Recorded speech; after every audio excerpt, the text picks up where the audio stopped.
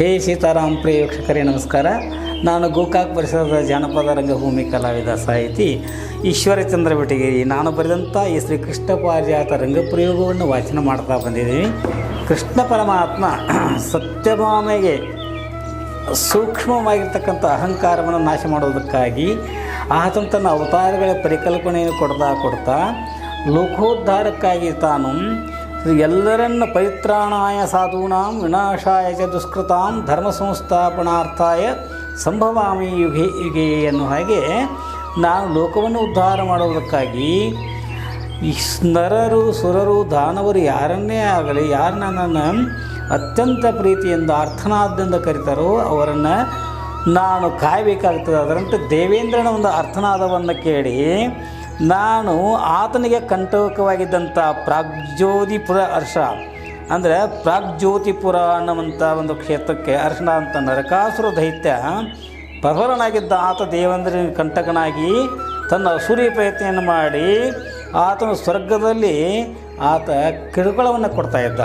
ಅದಕ್ಕಾಗಿ ದೇವೇಂದ್ರ ಬಂದು ಬೇಡಿದ ಕ್ಷಣ ನಾನು ಆತನನ್ನು ಕೊಲ್ಲಲಿಕ್ಕೆ ಸಾಧ್ಯವಿರಲಿಲ್ಲ. ಯಾಕಂತಂದರೆ ಅವನು ತಾಯಿಯಿಂದ ಒಂದು ವರದಾನ ಏನಿತ್ತಂತಂದ್ರೆ ಅವನು ಬ್ರಹ್ಮದೇವಿಗೆ ತಪಸ್ಸನೆ ಮಾಡಿ ಏನು ವರ ಪಡೆದಿದ್ದ ಅಂತಂದರೆ ಆತನಿಗೂ ಲೋಕದಲ್ಲಿ ತಾಯಿಗಿಂತ ಬಂದು ಇಲ್ಲ ಉಪ್ಪಿಗಿಂತ ರುಚಿ ಇಲ್ಲ ಅಂತಾರೆ. ಮತ್ತು ಹುಟ್ಟಿದ್ದು ನೀವು ಸಾಯ್ಬೇಕಂತ ಹೇಳ್ತೀರಿ ಬ್ರಹ್ಮದೇವ, ಹಾಗಾದ್ರೆ ನನಗೆ ಮರಣ ಬರೋದು ಆದರೆ ನನ್ನ ತಾಯಿಯಿಂದ ಬರಲಿ ಅಂತೇಳಿ ಬಿಡ್ಕೊಂಡಿದ್ದ. ಯಾವ ತಾಯಿ ತನ್ನ ಮಗನ ಕೈ ಹಾರಿಕೊಳ್ತಾಳ್ರಿ? ನಾವು ಯಾರು ಲೋಕದೊಳಗೆ ಮಾತನ್ನು ಒಪ್ಪುವುದಿಲ್ಲ, ಕರೆಯೋದು. ಯಾಕಂದ್ರೆ ತಾಯಿ ಮಮತಾಮಯಿ. ಅಂಥ ತಾಯಿ ಆ ನರಕಾಸುರನ ತಾಯಿ ಯಾರ್ರಿ? ಬೇರೆ ಯಾರು ಅಲ್ಲ, ಈ ಭೂದೇವಿ. ಹಿಂಗಂದ್ರಿ ಭೂದೇವಿನೇ ಏನಂತಂದಳ ಸತ್ಯಭಾಮೆಯಾಗಿ ಹುಟ್ಟಿ ಬಂದದಾಳ. ಇನ್ನು ಸತ್ಯಭಾಮ ಈ ನರಕಾಸುರ ನಿನ್ನ ಮಗ ಅದಾನು, ಇವನ್ನ ನೀನು ಕೊಲ್ಲಬೇಕು ಅಂತೇಳಿ ನಾ ಹೆದರ ಕೇಳ್ತಾಳೇನು? ಯಾವ ತಾಯಿ ಒಪ್ಪಂಗಿಲ್ರಿ, ಯಾವ ತಾಯಿ ಮಗನ ಕೊಲ್ಲಾಕ ನೋಡ್ರಿ ಹೋಗ್ತಾಳ್ರಿ. ಹಾಗೆ ಮತ್ತು ಭೂದೇವಿಯ ಮಗ ಮೊದಲೇನ್ರಿ ಭೌಮಾಸುರ ಅಂತಿತ್ತು ದೂತೆ. ಭೂದೇವಿಯ ಮಗ ಭೌಮಾಸುರ ನರಕಾಸುರ ಅಂತಾರಲ್ರಿ. ಯಾಕೆ ಅದನ್ನ ಏನು ಮಾಡಿದಂತಂದರೆ ಲೋಕ ಸಂಗ್ರಹಾರ್ಥವಾಗಿ ನನ್ನ ಕಾರ್ಯ ಕುಂಠಿತ ಆಗಬಾರ್ದು, ಈ ನರಕಾಸುರ ದೈತ್ಯನ ನಾನು ಕೊಲ್ಲಲೇಬೇಕಾಗಿತ್ತು. ಅದು ನನ್ನ ಕಡೆಯಿಂದ ಸಾಧ್ಯ ಇರಲಿಲ್ಲ, ಸತ್ಯಭಾಮ ಕಡೆಯಿಂದ ಸಾಧ್ಯ ತಿಳ್ಕೊಂಡು ಅವಳನ್ನು ಪ್ರೀತಿಯಿಂದ ನಾನು ಸ್ವರ್ಗಲೋಕಕ್ಕೆ ಹೋದೆ. ಅಲ್ಲಿ ನರಕಾಸುರ ಇದ್ದ. ಏನಾತಂದ್ರೆ ನಾವು ಏನು ಮಾಡಿದ, ಲೋಕಕ್ಕೆ ಮಳೆ ಬೆಳೆ ಸಕಾಲದಲ್ಲಿ ಬಂದು ಸುಖ ಶಾಂತಿ ನೆಲೆಸಬೇಕು ಅಂತೇಳಿ ಎಲ್ಲರ ಆಸೆ ಮಾಡಿದರೆ ವರ್ಣದೇವ ಮಳೆ ಕೊಡುವಂಥ ಕೊಡೆ ಮತ್ತು ಅದಿತಿ ದೇವಿಯ ಕರ್ಣಕುಂಡಲಗಳೇನಿದ್ದಿಲ್ಲ, ಈ ದೈತ್ಯ ನರಕಾಸುರ ದೈತ್ಯನ ಆಧೀನದೊಳಗಿದ್ದು. ದೇವಾನ ದೇವತೆಯ ಅಂತ ಎಲ್ಲರೂ ಹೋಗಿ ಏನು ಬಿಡ್ಕೋತಾರೆ. ದೈತ್ಯನು ಇವನ್ನೆಲ್ಲ ತೊಗೊಂಡು ಹೋಗಿದ್ದಾನೆ ಪರಮಾತ್ಮ. ಹಾಗಾಗಿ ಇದನ್ನು ನಾವು ಕೊಡಿಸಬೇಕು ಅಂತ ಕೇಳಿದ ಕ್ಷಣ ಆವಾಗ ದೇವೇಂದ್ರನ ಮೊರೆಯನ್ನು ಆಲಿಸಿ ಆ ನರಕಾಸುರನ ದೈತ್ಯನ ಸಂಹಾರ ಮಾಡೋ ಸಲುವಾಗಿ ನಾನು ಆ ವರ್ಣನ ಕೊಡೆಯೊಳಗೆ ಮತ್ತು ಅದಿತಿ ದೇವಿಯ ಕರ್ಣಕುಂಡಲದೊಳಗೆ ಅಂಥದ್ದಿತ್ತು. ಏನಿತ್ತಂತಂದ್ರೆ ಮಳೆಯನ್ನು ತರಿಸುವಂಥ ಶಕ್ತಿ ವರ್ಣದೇವನ ಕೊಡೆಯೊಳಗಿತ್ತು. ಮುತ್ತು ರತ್ನ ಮಾಣಿಕ್ಯ ಸ್ವರ್ಣಾಭರಣವನ್ನು ನೀಡುವಂಥ ಶಕ್ತಿ ಅದಿತಿ ದೇವಿಯಲ್ಲಿತ್ತು. ಹಿಂಗೆ ಕರ್ಣಕುಂಡಲಗಳಲ್ಲಿ ಅಂಥ ಒಂದು ಅದ್ಭುತವಾದಂಥ ಶಕ್ತಿ ಇರೋದ್ರಿಂದ ಇಂಥ ಕರ್ಣಕುಂಡಲಗಳನ್ನು ದೈತ್ಯರನ್ನು ಸೋಲಿಸಿ ಇಸಿದುಕೊಂಡು ಅದಿತಿ ದೇವಿಗೆ ಕೊಟ್ಟು ಬರುವಾಗ ಏನಾಯಿತು, ನನ್ನ ಸತ್ಯಭಾಮೆಯು ದೇವೇಂದ್ರನ ನಂದನ ಮನದಲ್ಲಿರ್ತಕ್ಕಂಥ ಪಾರಿಜಾತ ವೃಕ್ಷವನ್ನು ಕಂಡಳು. ಅದನ್ನು ತನಗೆ ಕೊಡಬೇಕು ಸ್ವಾಮಿ ಅಂತ ನಾನು ಕೇಳಿಕೊಂಡ್ರು.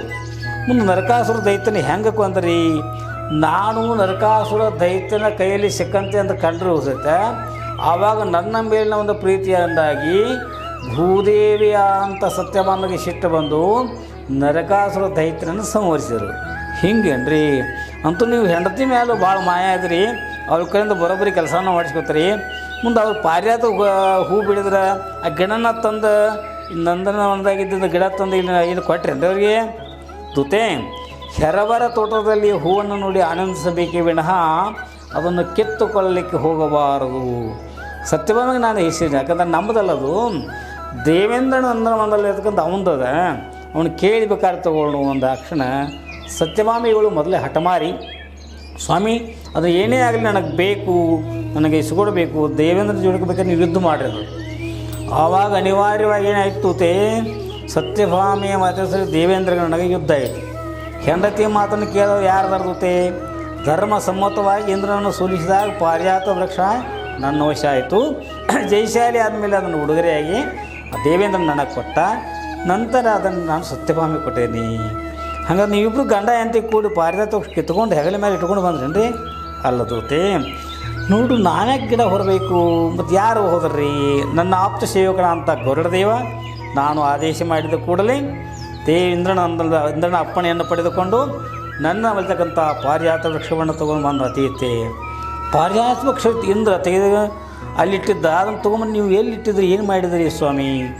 ನೋಡಿದೂತೆ, ಪಾರಿಜಾತದ ವೃಕ್ಷ ಸತ್ಯಭಾಮೆಯ ಮನೆಯ ಮುಂದಿಸಿ ನಿಲ್ಲಿಸಿ ತೂರುವ ಗಾಳಿಗಳಿಂದ ಒಲವು ತೂಗುತ್ತಿರುವ ಪುಷ್ಪನಾರಿ ರುಕ್ಮಿಣಿಯ ಪುಷ್ಪಗಳು ನಾರಿ ರುಕ್ಮಿಣಿಯ ಮನೆಯೊಳಾರಿ ಬೀಳೆ ಸತ್ರಾಜಿತ ಪುತ್ರಿ ಸತ್ಯಭಾಮೆಗೆ ಮೀರಿದ ದುಗುಡವು ಹೆಚ್ಚಿ ಮಿಡುಕಾಡುತ್ತಿರಲು ವಾರಿಜಾಕ್ಷ ಬಂದು ವಿಣಿತೆ ವದನಾವನ್ನು ನೋಡಿ ನುಡಿದ ಕಾರಣಿಕವಾದ ಮಹಿಮಾಪುರುಷ ಕರುಣಸಾಗರನು, ನೀರೇ ಮನೋಹಾರೇ ನೀನು ಧೀರೆ ಭಾರೆಯನ್ನ ಮುದ್ದು ಮಣಿ ಸೂರ್ಯಗುಂಬ ವಾರಿನೋಟದ ಮೈಮಾರೆ ನಿನ್ನದನ ನೂರೇ.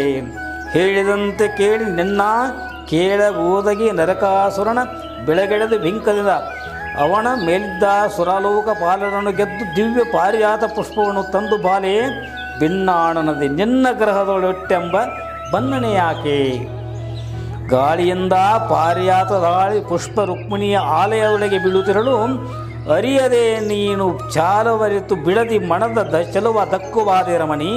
ಮೇಲಾದ ಸುಬುದ್ಧಿಯ ಕೇಳೆನ್ನಾದರೂ ಮಿಗಿಲಾಗಿ ನೀನು ನಾನೆಂಬುವ ಅಹಂಕಾರವನ್ನು ಬಿಟ್ಟು ನಾರಾಯ ರುಕ್ಮಿಣಿಯ ಮನೆಗೆ ನೀನು ಅಡಿಯಿಡೆ ಸದುವಿನಯದಿ ನೆರಜಗಂಜಿ ಆ ನಾರಿನಿನ್ನ ಆನಂದದಿ ಆ ಪುಷ್ಪವ ನೀಡಿ ಸ್ವಾಗತಿಸುವಳು. ಆದರದಿ ಅರ್ಧರಳಿತು ಕಳುವಳು ಮಾನವಂತಳಾಗಿ ಸುಖದಿಂದ ಬಾಳೆಂದು ನಾನು ಸತ್ಯಭಾಮೆಗೆ ಪ್ರೀತಿಯಿಂದ ಮಾನಿನಿ ಮಣದನ್ನೇ ಎಂದು ರಮಿಸುತ್ತಾ.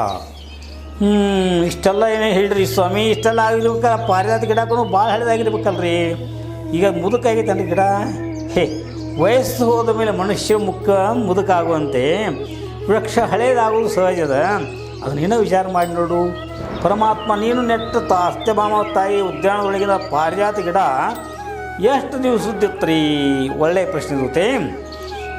1 ಸಂವತ್ಸರದವರೆಗೆ ಬಾಡದ ಸೌಂದರ್ಯ ಹಾಗೂ ಪರಿಮಳ ಸೂಸುವಂಥ ಪಾರಿಜಾತ ಪುಷ್ಪಗಳನ್ನು ನೀಡುವಂಥ 1 ಸಂವತ್ಸರದ ವೃಕ್ಷತ್ತು. ಸ್ವಾಮಿ ಹೂ ಭಾಳಾಗಿರ್ಬೇಕಲ್ರಿ. ಈ ಸೌಗಂಧ ರುಕ್ಮಿಣಿಯವರ ಮಂದಿರಕ್ಕೆ ಹೋಗಿ ಮುಟ್ಟಿರ್ಬೇಕಲ್ರಿ.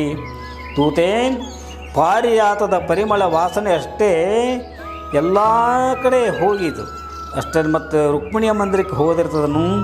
ಪಾರಿಜಾತ ಪುಷ್ಪಗಳು ಕೂಡ ಹಾರಿ ಹೋಗಿ ರುಕ್ಮಿಣಿಯ ಅಂಗಳದೊಳಗೆ ಬಿದ್ದು ಈ ಪಾರಿಜಾತ ವೃಕ್ಷವನ್ನು ಸತ್ಯಭಾಮೆ ತನ್ನ ಅಪೇಕ್ಷೆ ಪಟ್ಟಂತೆ ಬೆಳೆಯಲಿತ್ತು, ಸೌಗಂಧ ಪಸರಿತ್ತು ಎಂದು ತಿಳಿಯುತ್ತೆ. ಅದು ಹೇಗ್ರಿಪ ಸೌಗಂಧ ಪಸರಿಸಿತ್ತು ನೋಡುವುದೇ. ಚಿಮ್ಮದ ಕಾರಂಜಿ ಘಮ್ಮನೆ ಪುಷ್ಪದ ರಮ್ಯವಾದ ಮಣದೊಳಗೆ ಮಣವ ತುಂಬಿ ಸಮ್ಮಾನದಲ್ಲಿ ರತ್ನಗಂಬಳಿ ಹಾಸಿ ಹಾಕಿ ನಮ್ಮಿ ಕುಳಿತಳ ಕಾತುರದಿ ಸತ್ಯಭಾಮ. ಎಡಬಲದಲ್ಲಿ ಸಾಲು ಜಡದಿರ್ದ ನಾರಿಯ ಎರ್ಗಡನದೊಳಗೆ ಸುಮುದರವೆದರಿ ಗಾಣಿಯರು ಪಡವೀಶ ಕೃಷ್ಣನಾವು ಪಾಡುತ್ತಿರಲು ಮಣ ಕಡುತ್ತಿರಲು ಶ್ಯಾಮಸುಂದರನ ನೆನಹುಗಳು ಚಿಂತಿಸಲು ಚಿನುಮಯ ರೂಪಣ ತನ್ನ ಅಂತಃಕರಣದೊಳಿಡುತ್ತಲೆಯೇ ತಾನು ಬಾಲೆಗೆ ಕಂತು ಪಿತನ ನಾಮ ಸಂಕೀರ್ತನೆಗೈದಳು. ಅಂತಃಕರಣ ಮಿಡಿದು ತನ್ನ ಸಂತೈಸು ಕೃಷ್ಣ ಎಂದು. ತೂತೇನ್ ತಿಳಿತೇನು? ಇಲ್ಲಪ್ಪ, ಸುಂದರವಾಗಿ ವರ್ಣನೆ ಮಾಡೋದು ತಿಳಿಲಿಲ್ಲ. ಪಾರಿಜಾತ ವೃಕ್ಷ ಕಾಮಧೇನುವಿನಂತೆ ಅದು. ಬೇಡಿದ ಇಷ್ಟಾರ್ಥಗಳನ್ನು ನೆರವೇರಿಸುವಂಥ ಶಕ್ತಿ ಅದಕ್ಕದೆ. ಒಮ್ಮೊಮ್ಮೆ ಸತ್ಯಭಾಮೆ ಅಪೇಕ್ಷೆ ಪಟ್ಟಂತೆ ವಿಶಾಲವಾಗಿ ದ್ವಾರಕ್ಕೆ ತುಂಬೆಲ್ಲ ಬೆಳೆದು ನಿಲ್ತಿತ್ತು.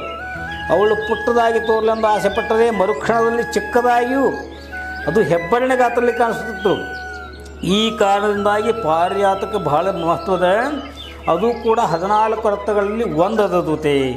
ಸ್ವಾಮಿ 1 ಸಂವತ್ಸರದ ಪರಂತ ಭೂಮಿಯ ಮೇಲಿದ್ದಂಥ ಈ ಪಾರಿಜಾತ ವೃಕ್ಷ ಆಮೇಲೆ ಎಲ್ಲಿ ಹೋಯಿತು? ನೋಡುತ್ತೆ.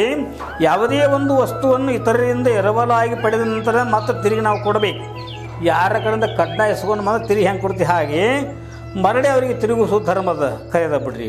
ಹಾಗೆಯೇ ದೇವೇಂದ್ರ ಸ್ವರ್ಗಲೋಕದಲ್ಲಿದ್ದಂಥ ಆ ಪಾರಿಜಾತ ಪುಷ್ಪವನ್ನು ನನ್ನ ಸತ್ಯಭಾಮೆಯ ಇಷ್ಟಾರ್ಥವನ್ನು ನೆರವೇರಿಸುವುದಕ್ಕಾಗಿ, ಜೊತೆಗೆ ಪಾರಿಜಾತದ ಪರಿಮಳವನ್ನು ಈ ಲೋಕದಲ್ಲೆಲ್ಲ ಭೂಲೋಕದಲ್ಲೆಲ್ಲ ಪಸರಿಸಿ ಅದರ ಮಹತ್ವವನ್ನು ತಿಳಿಸುವುದಕ್ಕಾಗಿ ನಾನು ದೇವೇಂದ್ರನಿಂದ ಸತ್ಯಭಾಮೆಯನ್ನು ನೆಪ ಮಾಡಿಕೊಂಡು ತೆಗೆದುಕೊಂಡು ಬಂದರೂ ಕೂಡ ಲೋಕವನ್ನು ಕಲ್ಯಾಣ ಬಯಸನೇ ಲೋಕಕ್ಕೆ ಉದ್ದ ಮಾಡಿದ್ದೀನಿ.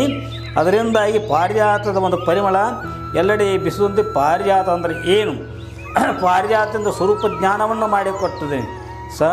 ಜನನಮನ ಮರಣರಹಿತವಾದಂಥದ್ದು ಇದು ಪಾರಿಜಾತ ತಿಳಿಸಿದ್ದೇನೆ.